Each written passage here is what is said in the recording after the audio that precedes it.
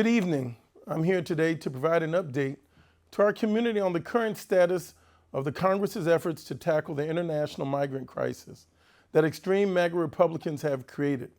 In the past year, Chicago has seen an influx of approximately 50,000 migrants from throughout Central and South America. These individuals came to America in search of the same American dream, which has drawn families from around the globe to America for generations. Whether it be European families coming through Ellis Island a century ago, or Vietnamese refugees fleeing a falling empire, Jewish people escaping Nazis in Germany, or Afghans seeking to survive Taliban rule, America has always welcomed those from around the globe in search of asylum. The fact remains true today, however. We must also recognize the realities that belie our ideals. Our federal immigration and asylum systems are broken, and our cities are being forced to serve as a stopgap for those failed systems. Over the past 25 years, for example, Republicans have blocked every single effort at comprehensive immigration reform.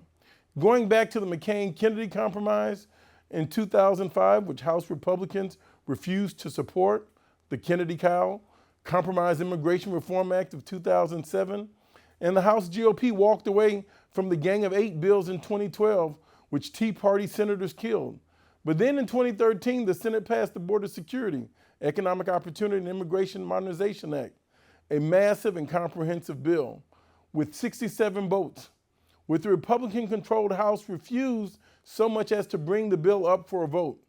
In 2018, extreme MAGA Republicans shut down the government over the Durbin-Rubio negotiations, and just this year in 2024, House Republicans have refused to vote on the Langford Compromise, which passed the Senate and would have solved many parts of this crisis. Concurrent with Republican obstructions on immigration have been efforts by extreme MAGA Republicans on the state level to punish Democratic cities by exporting migrants to communities with already overburdened social safety nets. Instead of working across state lines to move migrants to states that have experienced population declines and need migrant labor to support their major industries, extreme MAGA Republicans like Texas Governor Greg Abbott and Florida Governor Ron DeSantis have spent hundreds of millions of dollars in taxpayer funds to send migrants to major cities that have been unable to absorb these populations, such as New York, Washington, D.C., and Chicago. Texas records reveal that Governor Greg Abbott has spent $221 million busing migrants from the border to communities such as ours right here in Chicago for his political purposes.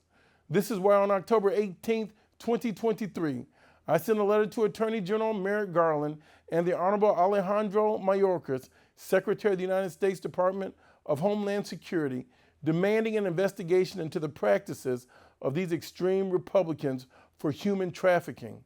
In the letter I stated, although Governor Abbott's actions may not meet the U.S. Department of Justice or the Department of Homeland Security's definition of human trafficking, I would argue that Governor Abbott, acting on behalf of the state of Texas, is committing the federal offense of alien smuggling, domestic transporting, harboring, and conspiracy aiding and or abetting, as well as the Texas offense of smuggling of persons, among other offenses. Ironically, Governor Greg Abbott alleges that one of the intentions of OLS, Operation Lone Star, is to combat human smuggling, yet he has directly engaged in an unprecedented, large-scale human smuggling operation for the past 18 months. You cannot move children and families across state lines that are underage, people that are minors, and drop them off in other parts of the country. This is the gateway to prostitution and the exploitation of missing and exploited children. Make no mistake, these extreme MAGA Republican governors could have worked with other states to legally accept these migrants in an organized fashion in areas that needed population and workers. For example, you've heard a lot about Springfield, Ohio, and what's happening with the Haitian migrant population. Well, in Springfield, Ohio, in the most recent news, there was a community in Ohio called Springfield where the community had experienced a decrease of nearly 7,000 citizens in the last decade. As a result, they needed additional staff for factories and population to support local businesses and the housing market. As a result, the federal government created a program for and approved, and they had vetted Haitian migrants to move to Springfield. Every Haitian in Springfield is here legally, having complied with all U.S. laws.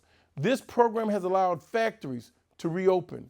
Real estate prices have risen, and the community has been revitalized. Our migrant brothers and sisters are the victims of this crisis, not the villains. Over a century and a half, America's actions in Central and South America have destabilized governments, propped up dictators, and financed the drug cartels, which are at the root of this crisis. In Venezuela, for example, because of severe economic sanctions by both George W. Bush and Donald J. Trump administrations, more than 7.7 million people have fled Venezuela recently. This is the largest displacement crisis ever recorded in the Western Hemisphere. It's also the largest migrant exodus globally, bigger in scale than the number of refugees from war-torn Ukraine, Sudan, or Syria.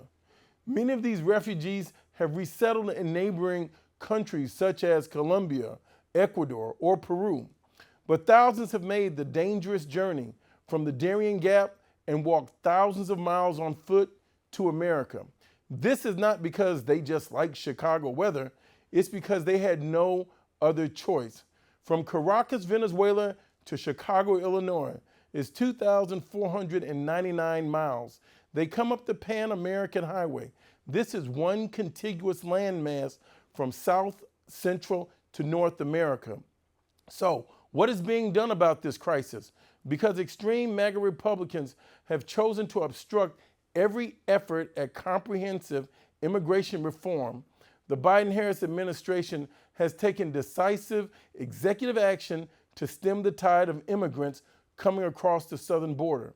Border crossing is now down to its lowest level since the mid-2020s. Amid dwindling numbers, both in its new arrival shelter population and the number of migrants being sent from the U.S. southern border, Chicago city officials have announced that 3 shelters will close over the next 6 weeks, including the city's largest.